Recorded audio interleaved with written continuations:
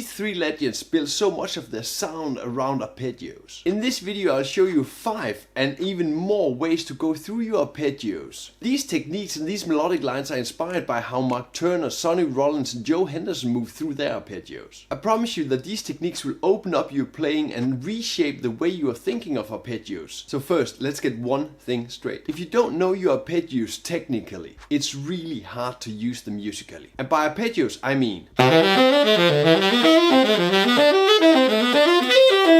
triads, 7th chord arpeggios,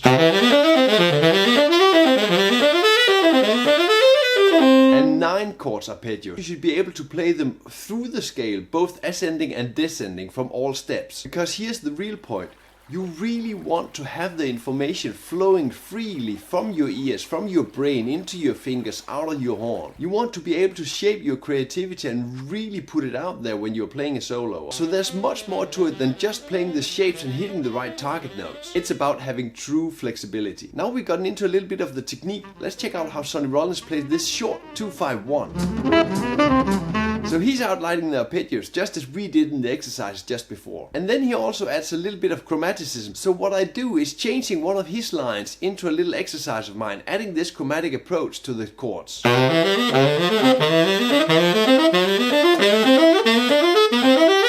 I really do not want to interrupt the flow of this video, but I had one quick note. If you grab the lesson manual on Patreon, you can read along as you watch the video. Every word, every example, all the licks and all the lines are written out clearly in the lesson manual on Patreon. And it's super handy to have in hand when you are pausing the video to check out something deeper. Then you can dive in your own pace. And also reading along with the lesson helps you absorb the lesson much more. Seriously. I bet it'll double the value of this lesson if you have the lesson manual next to you and reading along. The download link to the lesson manual PDF on Patreon is in the description. If you're really doing the miles on having better technique, don't just grind. Ask yourself these questions along the way. What direction are you moving in? Can you turn this lick around? Can you actually connect this line to the next chord? So now I'm going to take some of the exercise and add into this Sonny Rollins line. So I tweaked it a little bit. And you might ask, how exactly did I get here? So I tried to transform this part of the Sonny Rollins line into something new, something I made up myself. I get inspired and use some upper structure chords. I use some 3rd inversion arpeggios, and then I'm playing the triads down and adding this 7th to it. So basically I'm playing the 7th chords. I'm adding this material into a new line, making my own lines out of Sonny Rollins material. And this way I'm developing my own techniques and my own sound. And at the same time I get lots of new lines into my playing. So moving between the technical arpeggio exercise and adding them into the music is a fine line you need to walk. If you only practice your arpeggios one way, like up or down, you get stuck in all this technique and you get a really mechanical sound. Break that habit and get into playing music. Later in this video I will expand on this concept, but for now, know your arpeggios, know how to flip them, know how to turn them around, and know how to fit them into your music. Now that we got all these shapes into our fingers, let's drop it into some real music. Most jazz standards are based on really strong harmonics. This means that all the chords have a built-in arpeggio.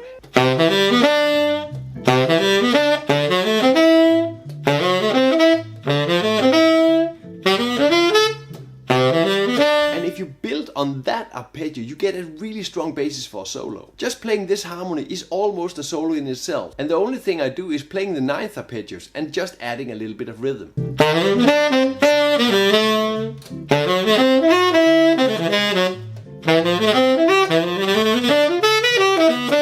I'm almost not even trying to play a solo, but it already sounds like a solo. I'm copying and pasting different parts of these exercises into the first 8 bars of Take the A Train. And then I'm just adding rhythm. And this, just this, already sound like a solo. So playing the arpeggios and adding them into songs you know is so very important. So take any tune you know, take the arpeggios, add them into this tune you know, and you already have a solo. This is the way to go. Practice any arpeggio exercise. Play the progression by outlining each chord with an arpeggio. Start shaping it into a solo by adding different rhythms, moving the arpeggios, adding different arpeggio shapes. And this is where things really open up. Everything you see and everything you hear in this video is in the lesson manual PDF. And for learning this material much better, I can really recommend you to read along in the lesson manual PDF you can get on Patreon. The download link is in the description. I want to add more flavor into these arpeggios, and Joe Henderson has this super nice view on this. Bear with me and let me explain. Joe Henderson is playing the first 4 bars of Take the A Train. In the first 2 bars of this phrase he plays the D major, of course,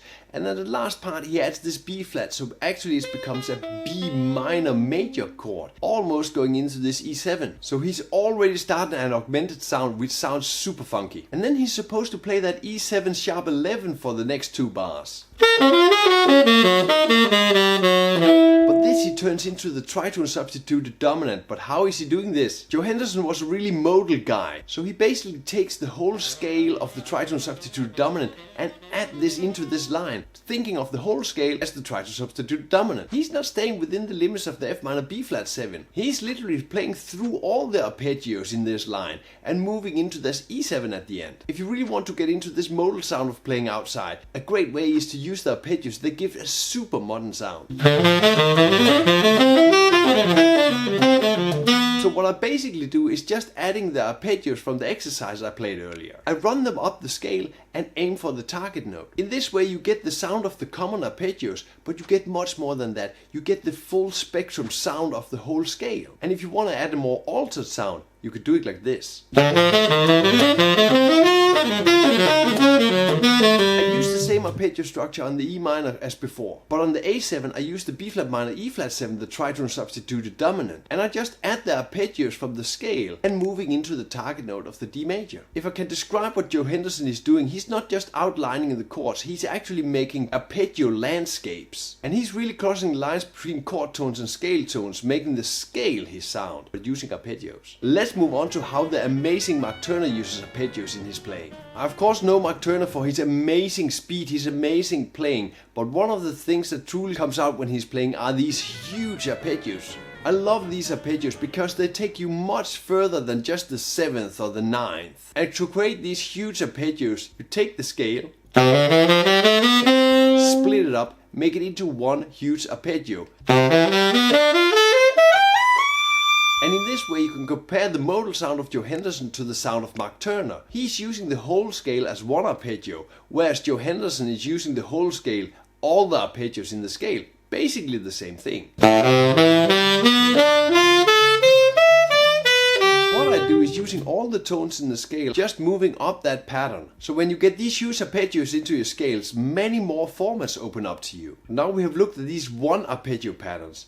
Try the next step. In this Mark Turner line you see that he's changing from small bits of scale into this huge arpeggio shape. So let's also try to make a line using these small scale parts, but also huge arpeggios.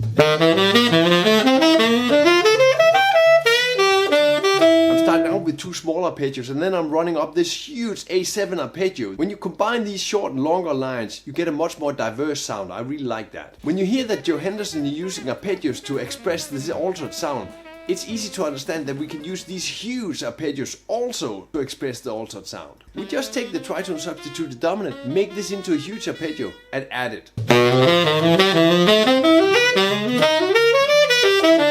Now that you have seen these amazing arpeggio possibilities, you probably want to get started right away on practicing them. Want to get many more practice ideas to add into your playing? Grab the full lesson manual on Patreon. The real bonus is that you can read along in the lesson manual while you're watching the video. Stop and start in your own pace. And all exercise, all licks, all phrases are of course written out clearly in the lesson manual PDF. And there's of course a bunch of extra material in all 12 keys I really did not have any time to cover here. The lesson manual PDF on Patreon is the absolute best way to log into this material. The lesson manual PDF download link is in the description. The basics are of course the most important to work on. No matter what level you're on, watch this video next, because it's lay out the foundation of everything I just show you in this video and you will understand it much better.